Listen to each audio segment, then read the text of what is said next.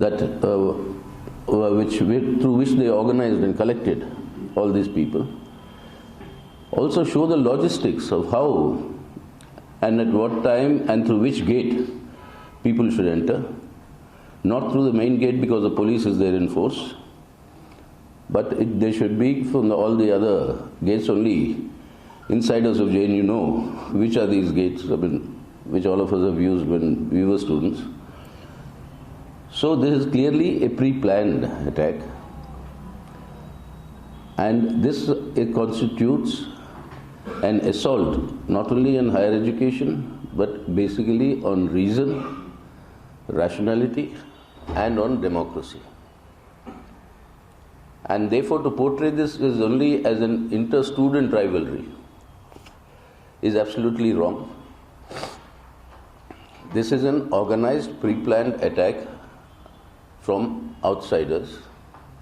Who they are was very clear from the slogans they were shouting. Whenever the students in protest, when they were raising the slogans of Inqilab Zindabad, the slogan would come, Bharat Mata Ki Jai. And that clearly, indicates which group, from which side these people have been brought in.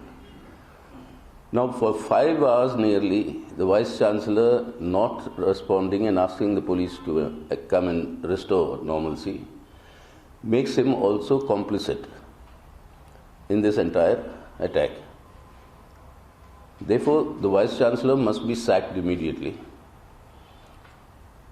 and the administration, despite the Ministry of Human Resource Development putting pressure on the university administration to resolve the dispute between the students and the administration on the massive hike in fees.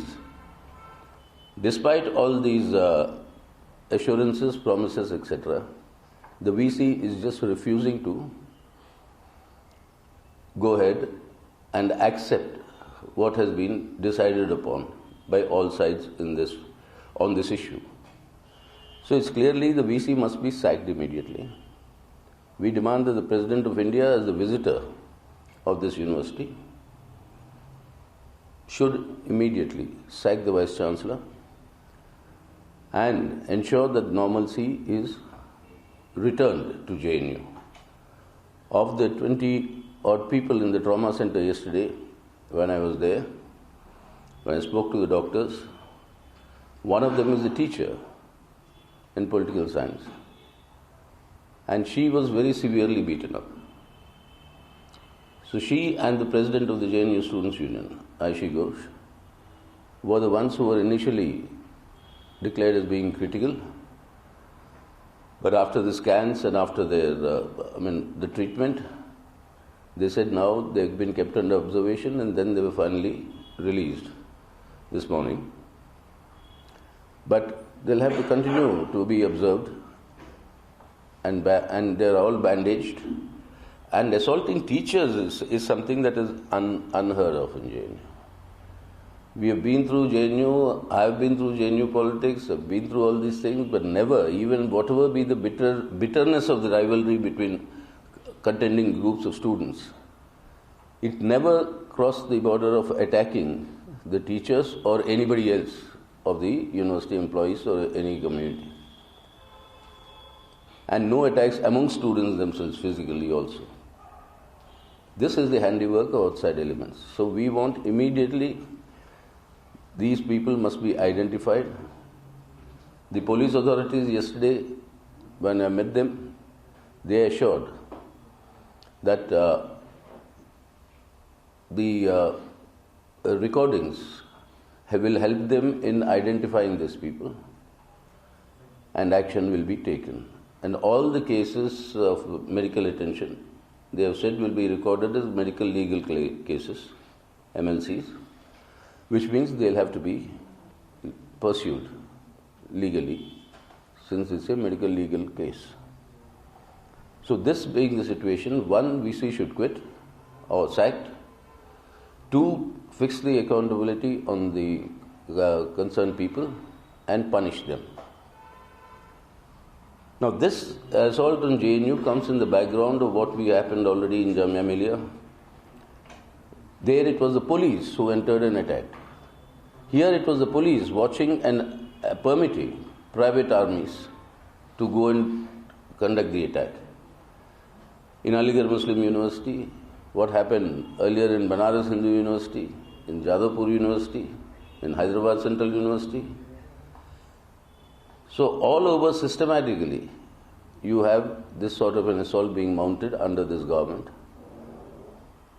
And with Delhi police directly under the Union Home Minister, the culpability and responsibility lies there, and they should be also made accountable for how this happened in the national capital. So that is what we are demanding. Sack the VC, identify, punish the culprits, and restore the normal functioning of JNU.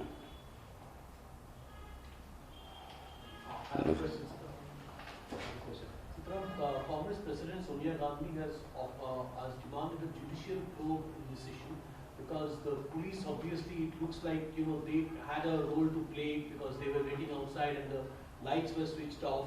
Some of the CCTV camera recordings have been. Do you think the judicial probe is also needed for this instance? Well, I mean, we don't mind whatever probe. I think even the BSP Supremo, Mayawati also asked for a judicial probe. Point is that accountability needs to be fixed. Why should they be masked? Very clearly they don't want to expose their identity. Why were street lights put off and there was darkness? Why were the lights put off in the hostels where they went to attack? And inside the campus, on many places at the hostel floors, it's like girls' hostels. These men going and attacking. What was the JNU security doing? Normally, they don't allow anybody to enter JNU unless they record who is entering. Even we, as ex-students also, when we have to enter, you have to take a token at the gate for your vehicle and return the token when you come out. When all these measures are already in place for decades in JNU, how does